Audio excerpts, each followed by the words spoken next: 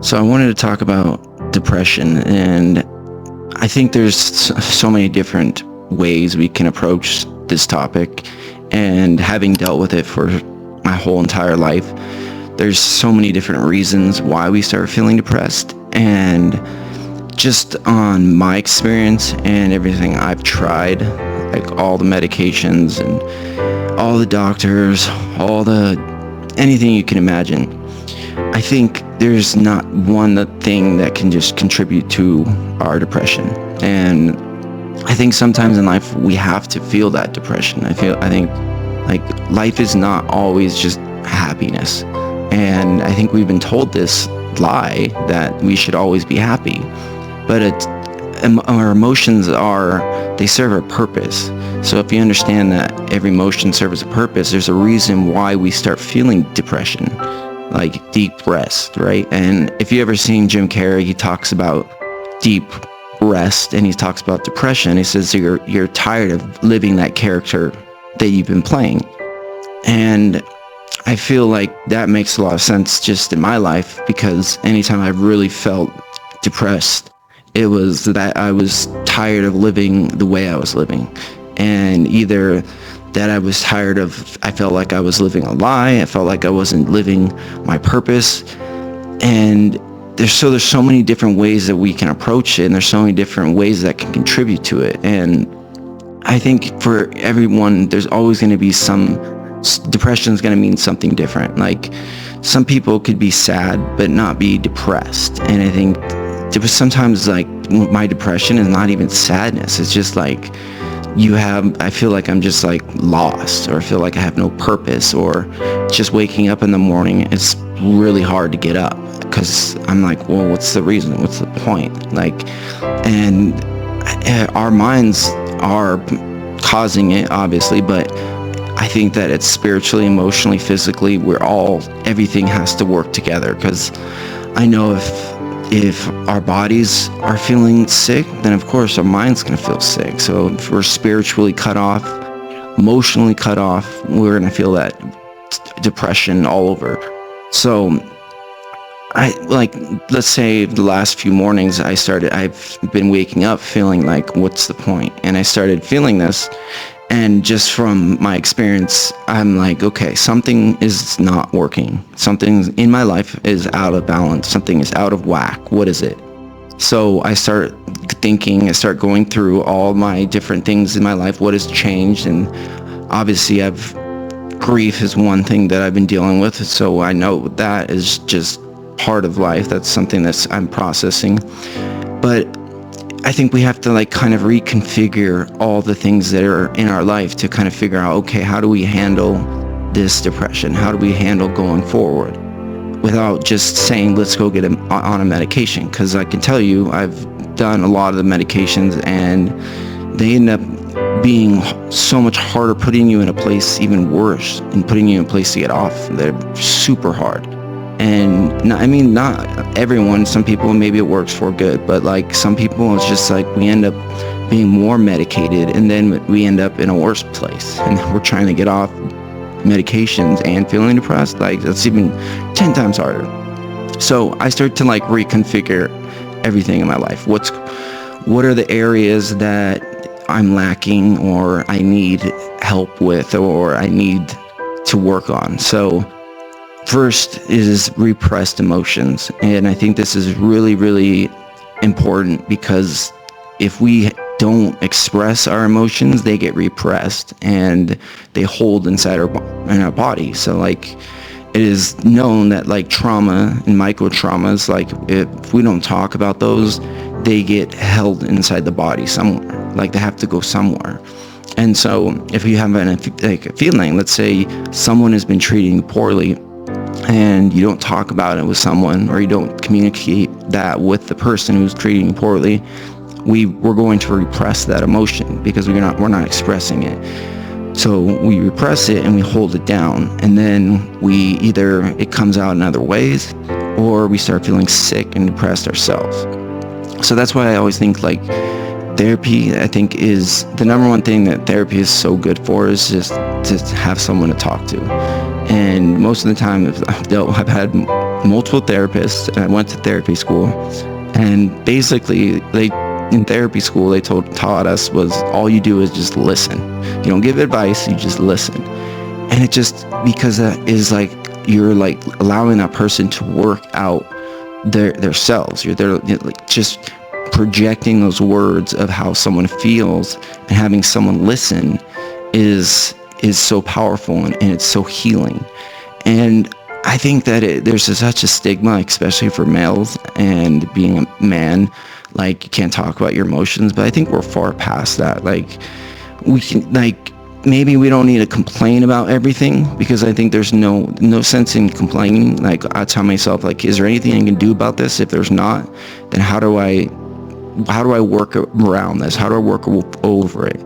And I think that having someone there, a friend, a therapist, someone to just talk to, even if you're a woman, just having a friend, like someone just to tell how you feel. And a lot of the times, like those repressed emotions will go away, but sometimes we need to constantly be working on these blocks, because sometimes it may be their traumas from childhood, and they don't go away just like that. And sometimes they may come back in our life for some reason. Maybe you start dating someone who is emotionally abusive, and maybe that brings back, you were emotionally abused by your father when you were younger. So now you have all these emotions coming back that you never expressed, and they've been trapped. And so you're like, well, what? You don't understand, because they've been subconsciously there, and they've just been hidden, and you haven't let them go. And so I think that having a therapist is just so good for having to let go of those feelings. And then blood work, I think, is huge. No one ever told me this growing up, was like, hey, have you ever got your blood work done? Like, not even just testosterone for males, but like vitamin D deficiency. Like, I think my mom went in and got her blood work, and she was vitamin D deficient. And so she was like, they told her she needed to take like 10 times what she was taking. Like, she didn't know why, and then she felt way better afterwards. But it was, how would she know that she was vitamin D deficient? So we need to go in and go to your doctor, order a simple blood panel, and get your blood work. And maybe sometimes it's something that's just like your body and your mind, and it's just not working properly. So it's a huge thing. It's just simple blood work. And I know people don't like to get their blood taken. Trust me, it doesn't hurt. It's like, we're past being little kids, and it doesn't hurt, and it makes a huge impact in your life. Also, another one is eating. So I started to think, okay, is there something in my life that I've added or like taken out? And being here in Costa Rica, another country, the food has been definitely different, because I didn't have a refrigerator for a long time, for a week or week and a half. And so I had to eat like peanuts and stuff. So I think partly why I was feeling that way was because I wasn't eating what I normally eat. And so that just can throw your body off balance, out of whack.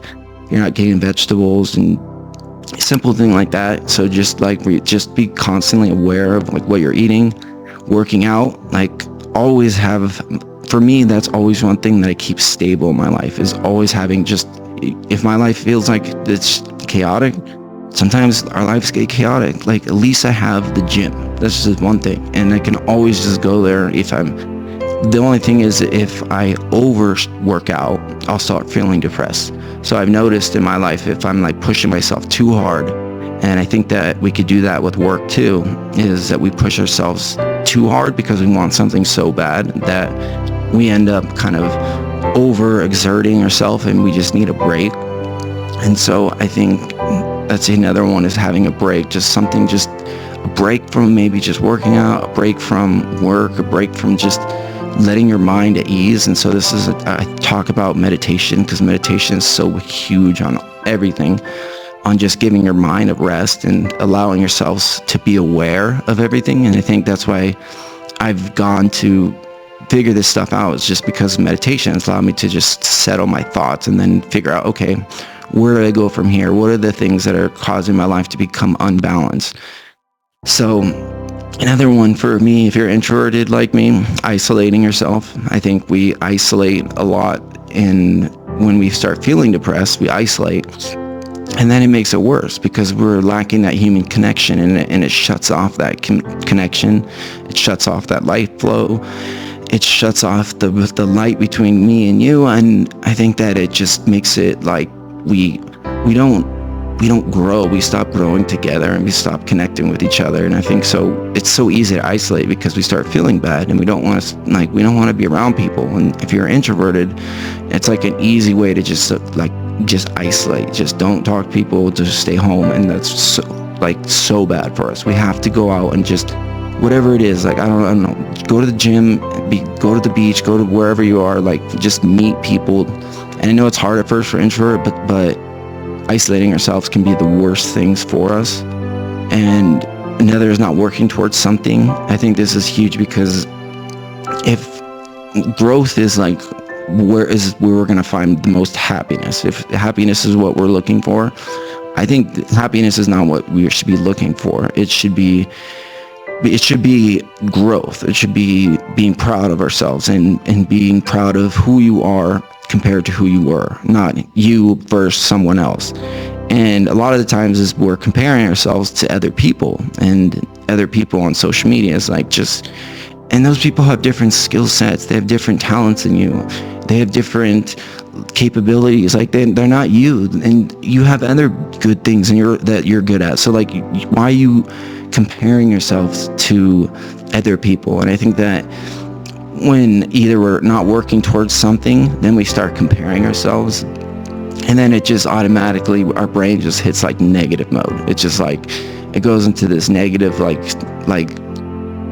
it just like, it's like momentum. It's like if you don't have momentum, then you have like reverse momentum. And I think that you need to constantly be working towards something to build that momentum, or at least keep it somewhat. It doesn't have to be like massive growth, but just little bits of growth every day. And that's, I think, new experiences the new experiences are like huge, because I think that it allows our brains to be open, and it makes everything like, because in our life we have to have some sort of routine. I made a video about this the other day, like we need routine, but then if our life becomes solely a routine, then it feels like a chore, and then we don't have any new experiences, and then we kind of like shut off our life force, and we shut off our awareness to everything. And I think that when you put yourself in new uncomfortable situations or new experiences, it kind of opens you up creatively, and I think it opens you up to connect with other people who are like you, and it's easy to just get into a routine and just to make your life a chore, because let's be honest, it's easy. And so I think if we do that, though, we end up in a worse place, and we're not growing consistently. So, and like no routine, like I've been there, I know we've all been there, and that's like everything seems like chaos. And that's like when your life is just like, you wake up when you wake up, you go to bed when you go to bed, and let's say it's just like you have no consistency at all. So it's like everything in life, we have to have some sort of balance, or else everything is off. Everything is out of balance. Everything is just becomes chaotic, becomes a mess. And the hard part is making a balance, is to finding a little bit of having routine, but having new experiences. So it's like, how do you find that balance in your life? And so I think it's not about feeling good. I think that's the misconception that we have, is that we need to feel good, and happiness and joy is what we're striving for. And it's not. Like, we're not striving for happiness and joy. Like, we're striving for growth. And I think growth, we find happiness and joy, because it shows that, like, I mean, what better feeling is it to look at yourself in the past and be like, wow, look at who I am now, and to see a growth. And the thing is it doesn't even have to be such big major changes. And I think the mistakes that I've made is that I've tried to be like, okay, I want to make all these changes and be this different person tomorrow, and then try all these changes, and then in 2 weeks I go back to the old me, because it's too many things and too fast, and it becomes too uncomfortable, and I just like want to resort back to the old comfortable. I think we just have to do like little bit of uncomfortable things every day, and then that allows us to grow slow enough, but not be like put our life into its chaos.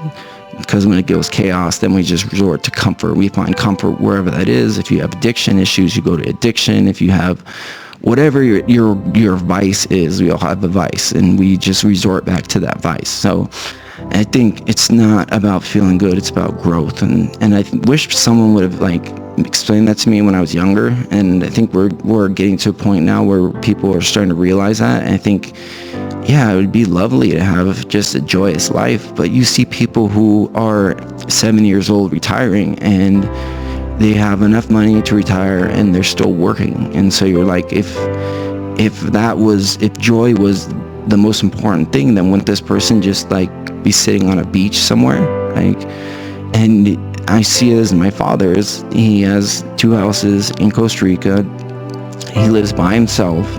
He sits there and tells the landscaper what to do all day, and he's miserable. So he's retired, and this is what his life is, and he can't even sit on a beach somewhere. Like he could if he wanted to, but he doesn't find any happiness in that. And I think his life has been chaotic from the start, but I think it's because he stops growing, and he doesn't understand that where the happiness is not in the money, it's not in the cars, it's not in the sitting on the beach. He tried that, he thought that, but didn't do it. So we can never hold those good and bad thoughts at the same time. And I think that is just a realization that I made, is that either we're striving towards something or we're going the opposite. We're never like just staying at the same person. So always just look at your life and be like, am I going towards the better me, or am I going towards the worse me? Because there's not an equal. There's never an equal. So that's why like just looking at your life, being aware. That's why I always talk about awareness, because it's the number one thing. And if you have no awareness in your life, then you have no idea that like where your depression comes from. And we see these people that are depressed, and then you ask them why, and they're like, I don't know. Well, you don't know because you haven't like gone back and looked at your life and gone over these things, like what's going on in your life that's out of whack. And we find that the unbalanced in our life is what's causing this depression and this unhappiness. So I think just from my idea of it, and just feeling the last few days feeling like tired and like just not feeling like what is my purpose. And I think going away from your purpose is like the number one way to start feeling depressed. And like Jim Carrey, he says, is like deep rest. You're tired of playing that character. So I think that I was tired of playing that character, whatever it is. Like, I think constantly, continually to improve towards your purpose, I think is, and stop playing that old character, whatever it is that you think that you are. So I don't know. That's my thinking on it, having dealt with it for 20 years, and I no way in shape or form have got it figured out, and I'm not a doctor, so just take this as a grain of salt. But let me know if you guys have experienced depression, how you guys deal with it. I'd like to hear. Hit subscribe. I'll see you guys in the next one.